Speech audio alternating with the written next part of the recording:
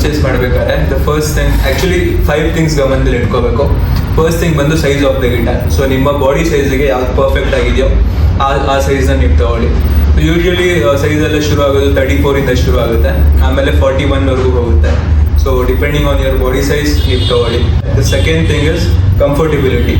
ನೀವು ಹಿಂಗೆ ಕೈ ಇಡಬೇಕಾದ್ರೆ you should not feel uncomfortable. So ನೀವು ಎಷ್ಟು ಕಂಫರ್ಟೇಬಲ್ ಆಗಿ ಪ್ಲೇ ಮಾಡ್ತೀರಾ ಅಷ್ಟು ಈಸಿಯಾಗಿರುತ್ತೆ ನಿಮಗೆ. ಥರ್ಡ್ ಮೋಸ್ಟ್ ಇಂಪಾರ್ಟೆಂಟ್ ಥಿಂಗ್ ಏನಂದರೆ ಆ್ಯಕ್ಷನ್. ಸೊ ದ ಸ್ಟ್ರಿಂಗ್ಸು ಮತ್ತು ನಿಮ್ಮ ಫ್ರೆಟ್ ಬೋರ್ಡ್ ಮಧ್ಯದಲ್ಲಿ ಏನಾದರೂ ಡಿಸ್ಟೆನ್ಸ್ ಇದೆಯಲ್ವಾ, ಸೊ ಆ ಡಿಸ್ಟೆನ್ಸು ಎಷ್ಟಿದೆ ಅನ್ನೋದು ನೀವು ನೋಡ್ಕೋಬೇಕಾಗುತ್ತೆ. ಸೊ ನಾರ್ಮಲಿ ನೀವು 5000 ಮೇಲೆ ಬಜೆಟ್ ಇದ್ದರೆ ಎಲ್ಲ ಪರ್ಫೆಕ್ಟ್ ಆಗಿರುತ್ತೆ. ಸೊ ನೀವು ಎಷ್ಟು ಕಮ್ಮಿ ಹೋಗ್ತಿದ್ದೀರಾ ಅಷ್ಟು ಬೇಗ ನೆಕ್ ಎಲ್ಲ ಬೆಂಡ್ ಆಗೋದು. ಅದು ಫೋರ್ತ್ ಪಾಯಿಂಟ್ ಏನಂದರೆ ವುಡ್ ಬಂದು ನಿಮಗೆ ತುಂಬ ಥರ ವುಡ್ಸ್ ಬರುತ್ತೆ. ಫಾರ್ ಎಕ್ಸಾಂಪಲ್ ಆ್ಯಶ್ ವುಡ್ಸ್ ಅಂದರೆ ನಿಮಗೆ ಲೈಟ್ ಸೌಂಡ್ ಬರುತ್ತೆ, ಲೈಕ್ ಬ್ರೈಟರ್ ಸೌಂಡ್ ಕಡೆಗೆ ಹೋಗುತ್ತೆ. ಆಮೇಲೆ ಮಹೋಗನಿ ವುಡ್ಸ್ ಅಂದರೆ ಸೌಂಡ್ ಒಂಚೂರು ವಾರ್ಮ್ ಆಗಿ ಬರುತ್ತೆ.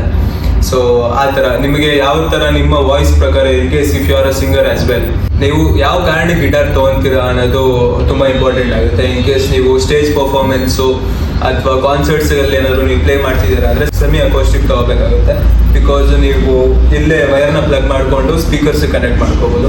ಸೊ ಇಲ್ಲ ನೀವು ಮನೆಯಲ್ಲೇ ಬರೀ ಫನ್ನಿಗೆ ಅಥವಾ ನಿಮ್ಮ ಫ್ರೆಂಡ್ಸ್ ಫ್ಯಾಮಿಲಿ ಗ್ಯಾದರಿಂಗಲ್ಲಿ ಪ್ಲೇ ಮಾಡ್ತಿದ್ದೀರಾ ಅಂದರೆ ಅಕೋಸ್ಟಿಕ್ ಗಿಟಾರ್ಸ್ ಆರ್ ಪರ್ಫೆಕ್ಟ್. ಎಲ್ಲಾದರೂ ಆಚೆ ಹೋಗ್ತಿದ್ದೀರಾ, if you are not using your guitar for more than 2 weeks, ನೀವು ಈ ಸ್ಟ್ರಿಂಗ್ಸ್ನ ಎಲ್ಲ ಲೂಸನ್ ಮಾಡಿಕೊಂಡು ಇಟ್ಕೋಬೇಕಾಗುತ್ತೆ. ಬಿಕಾಸ್ ಈ ಪ್ರೆಷರಿಗೆ ನೆಕ್ಕು ಬೆಂಡ್ ಆಗ್ತಾ ಇರುತ್ತೆ.